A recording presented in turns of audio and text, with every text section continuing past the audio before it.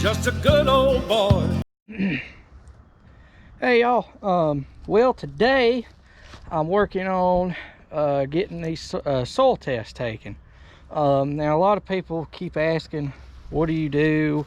What do y'all do basically to manage the soil and everything? Well, we do a variety of things. I use two or three different forms of fertilizer, depending on the farms and what I can get and what's available to me. But the most common is commercial. Everybody always wants to know about commercial, because that's the most common form of fertilizer that everybody uses. Now, what I do is soil test. I do soil test every year.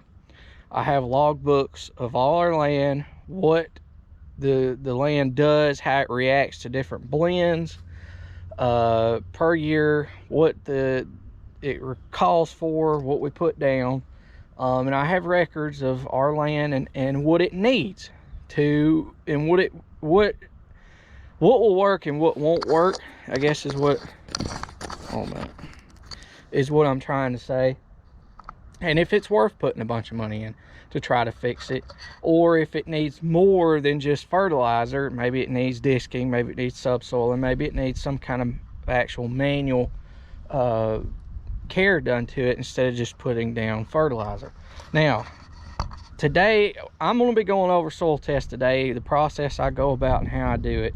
When we get done pulling the test, I'm going to do one test on camera, and then we're going to go back to the shop and I'm going to go over exactly what I do through the process of how to do it once you get it out of the ground and everything else. But first we're going to go over getting it out of the ground.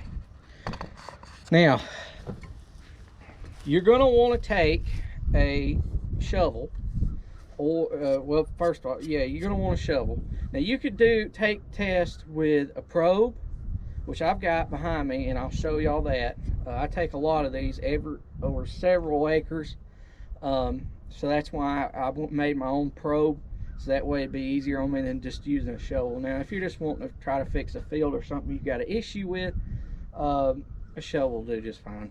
What I do first though is try to get the grass off. You don't want to get grass into your sample because it will skew the results of the actual soil test.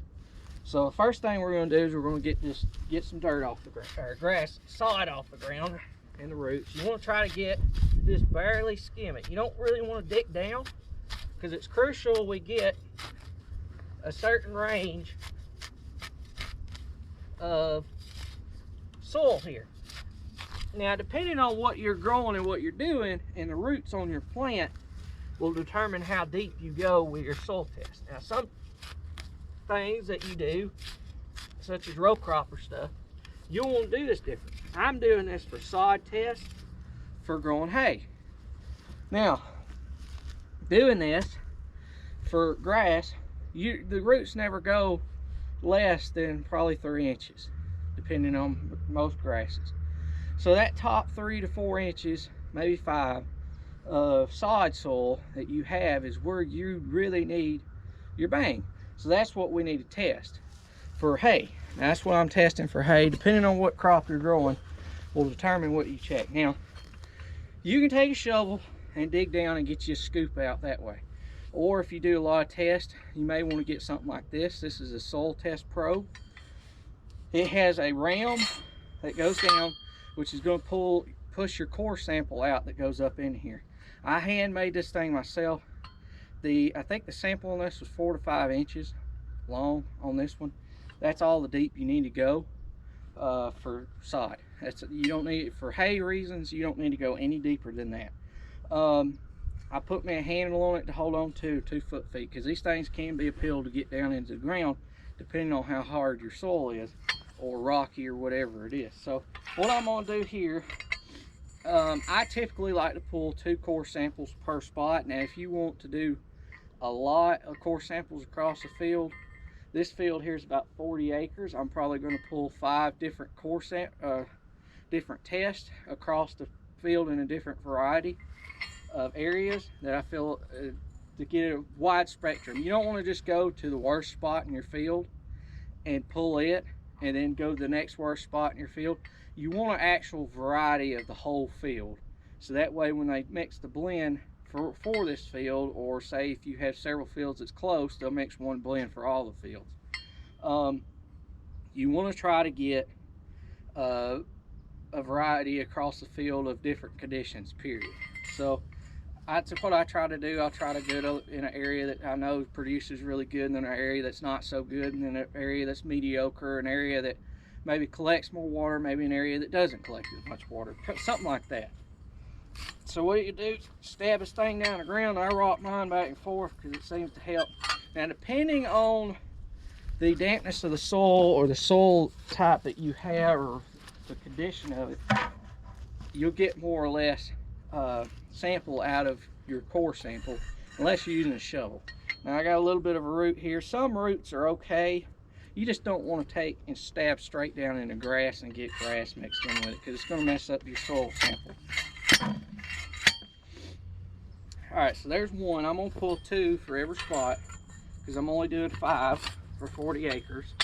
Now say you've got a 100-acre field, and say one side's really good, say another section of the farm is not so good. Now you can do a grid test, and you can draw up a grid on a piece of paper, and you can draw, kind of know where everything's at, and give each section a name, and you can send those tests off individually for that section. In a very, very large farm, 200-acre farm, something like that, that's one big field that you're baling. In some Midwestern areas, I'm sure there's places like that has fields that size. And you can take and write down different names that you'll know for those areas, and then write it down on the paper so that way you'll keep up with it. And then you can get a different blend. Say you need this for this area, and they can actually apply it, or you can at that rate, if you really want to fix certain areas. That's a little bit more aggravating because you've got to get so many different blends to go over one spot of ground, and that can be challenging to have to deal with, and everything else if you're doing it to spread yourself or for the company that's spreading. But if you think it's worthwhile, then obviously, yeah, you can do it. Typically what I do is, like I said, I'll pull 4 or 5 samples across the entire field, get a broad spectrum of what the entire field needs. Now from there, we'll take it and I'll put all the samples together, and then I'll show you the process of that here in a little bit.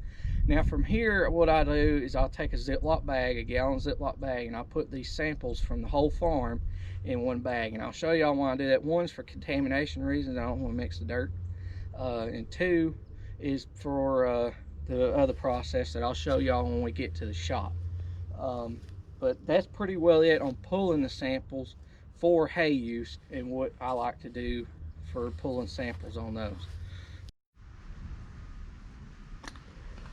Okay, I finally got all the soil tests pulled. So now I'm going to show y'all on one of my tests here what I do next. Now that I've gotten a Ziploc bag, remember I said use this to keep anything getting mixed. Write the name of the place on it, and then this is the other reason why I use this. I'll take this and actually mix the dirt up with this. So I'll crumple it up together in these bags and push them around.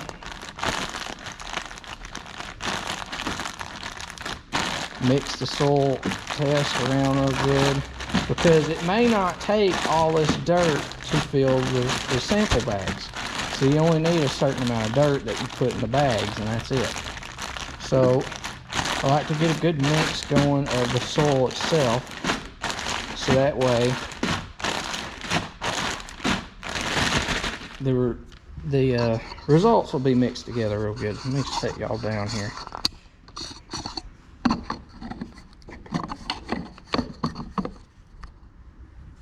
Alright, now open the bag up, and you notice I've got a plate here.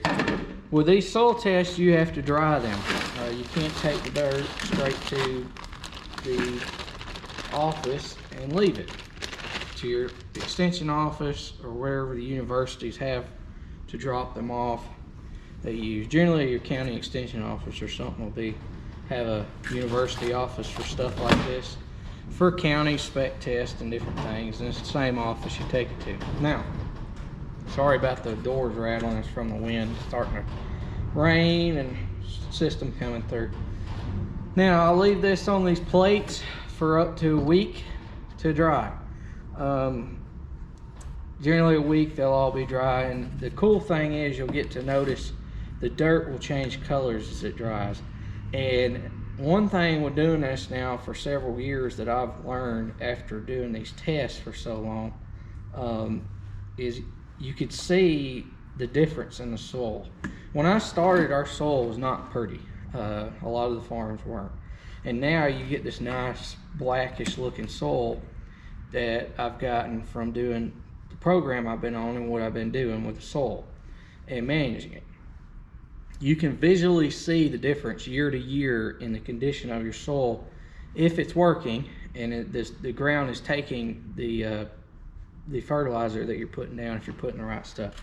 So I'm gonna put this over here on the shelf, and that'll be left now for a week, and then I'll have to fill these bags. Now here is the next step of taking these soil tests. Now this is for the University of Georgia. That's who I use to do my soil test results. What you do is you take these little bags and you spread them open like that, and it'll stand up straight. It'll be a little square bag, and you fill it to this line right here. And before you do that, you write down on each bag your name, your phone number, email address, city, zip code, crop, what the crop is. You'll have to put down what you're trying, so that way they can give you information on the soil test to go with what you're trying to do. You'll put down the crop you're trying to grow. If you're growing hay, fescue, alfalfa, etc. And then you'll put your sample ID. This is where the you put the name of your field or whatever, the area in your field that you want to talk about. If you're doing a grid, maybe you number each section, you can write a number down there. Then when they email you back your results, I think they have an option to either have them mailed to you or emailed. Mailing takes longer, so I always have them email them, that way I get them back quicker. And they can send them to your email, and then you can print off your results and then file those away. And that's the little bags. I always get extra of these every year I go in, so that way I don't have to make a trip over to the county extension office to do these for the university. They're not expensive to do at all. I think I pay like, I don't even think it's like 20 to 40 bucks, something like that. I can't even remember. It's not anything. And you're probably thinking, well, $20, $40 just for some dang test is a little bit ridiculous. It is, but that information is invaluable that you get. I mean, it costs like nothing, and then what you get your money out of is a savings on fertilizer. Once you get the soil to where it needs to be, the savings that you get on your fertilizer by not having to put certain things, say phosphorus, everybody knows phosphorus is expensive. Well, if you don't have to put so many units of phosphorus, like most people put like a triple 19 or something like that down. If you don't need all that phosphorus, why are you putting it down? It's one thing to put a maintaining level in there, but if you don't need something in a blend, why put it? I mean, you're saving yourself money. It's good to always put a little back for maintaining thing once you get them, but one thing I've noticed is our cost for fertilizers actually came down. A lot of people probably think, well, doing this is going to make your fertilizer go up. The first year we did it, it went up drastically. This is a family farm. There was definitely a huge argument over that. The second year around, it got better. It went down. It was as cheap as what we had been doing. The third year we did it, it went down even more. And then it was cheaper than what we were doing originally. And then everybody around here that opposed my decision to do this and keep records on our soil and what will and won't work, all of a sudden become champions and wanted to do this on every piece of property that we had.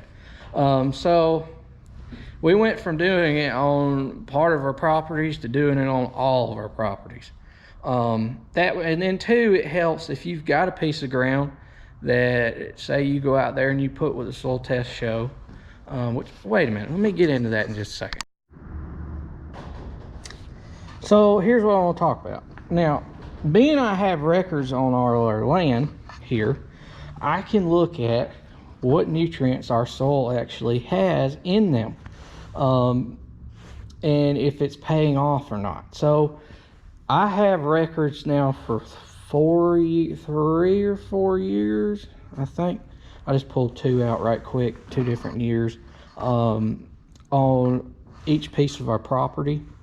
And I can see which pieces have better soil, which ones have worse soil, which ones are responding and correcting to fertilizer, which ones need more than just fertilizer, and maybe need plowing or tilling up or something to loosen the soil up due to compaction.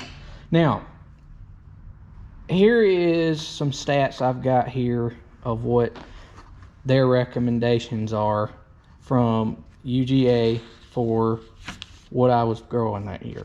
This was, I think this is 17. It asked for, let's see, 100 to 200 pounds per acre of nitrogen, 80 pounds per acre of phosphate, 60 pounds to the acre of potash. And lime was looking at somewhere around 2 tons to the acre. Now, we did lime it. We put half a ton to the acre of lime. It were called for 2 tons, but we only did half a ton on this particular piece. Now I'm gonna flip over. Now, the following year, it's asking for half a ton to the acre of lime. Huge difference on the lime.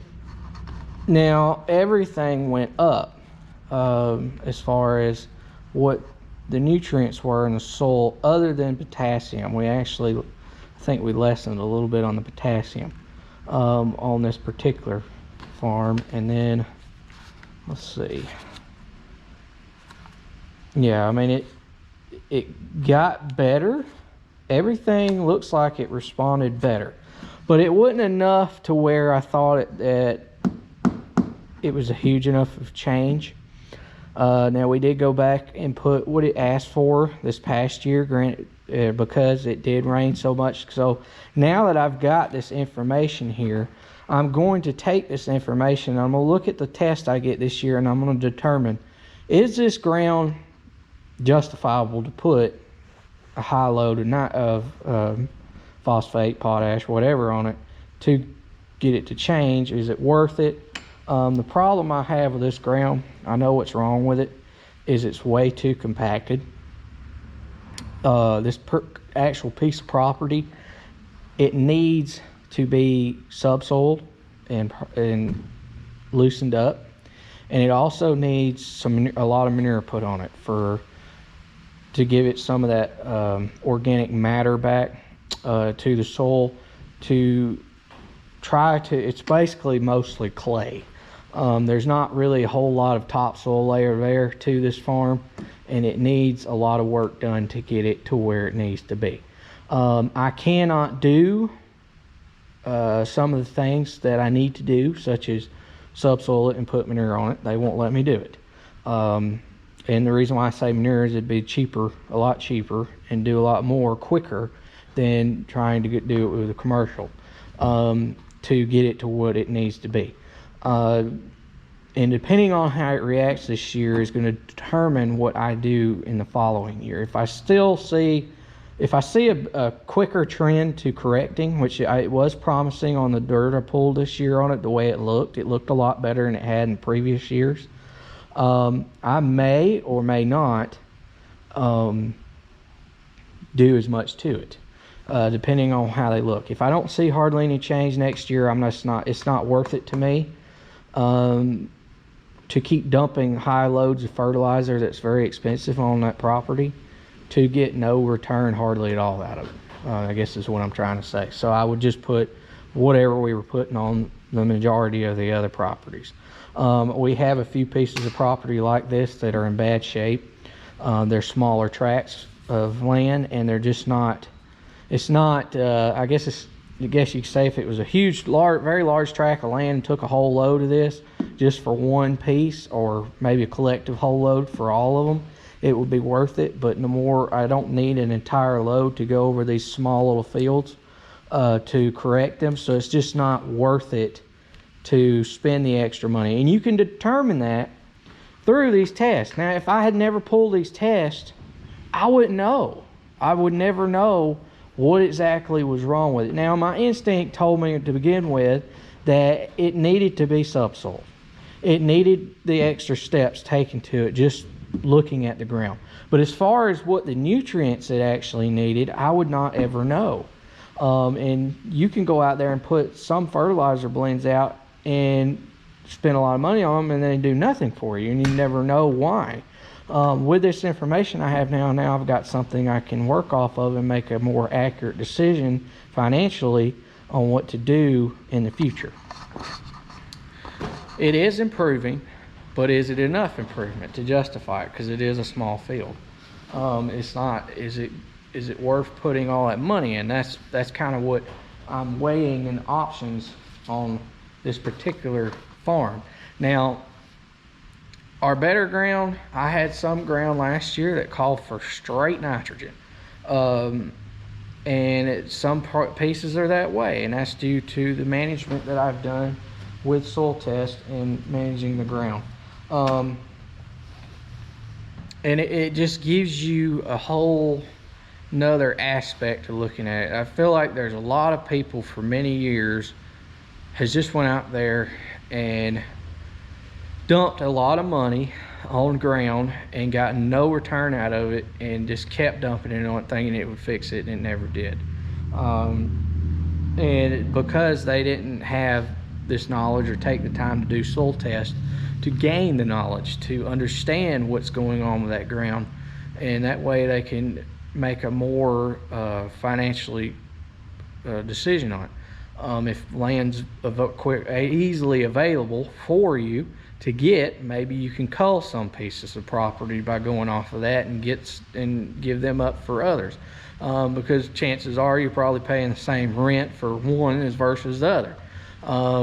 And if you know there's a piece of property that's just not worth or ever going to produce like the other pieces will, why waste your time on it? And it's not correctable. That's the way I look at it. I mean, it's gotten everything has gotten so precise now in ag. You have to have this kind of information to go off of to be successful and make the most profit you can, because it takes it now. Thank y'all for watching. Please comment, rate, subscribe. We'll see you next time.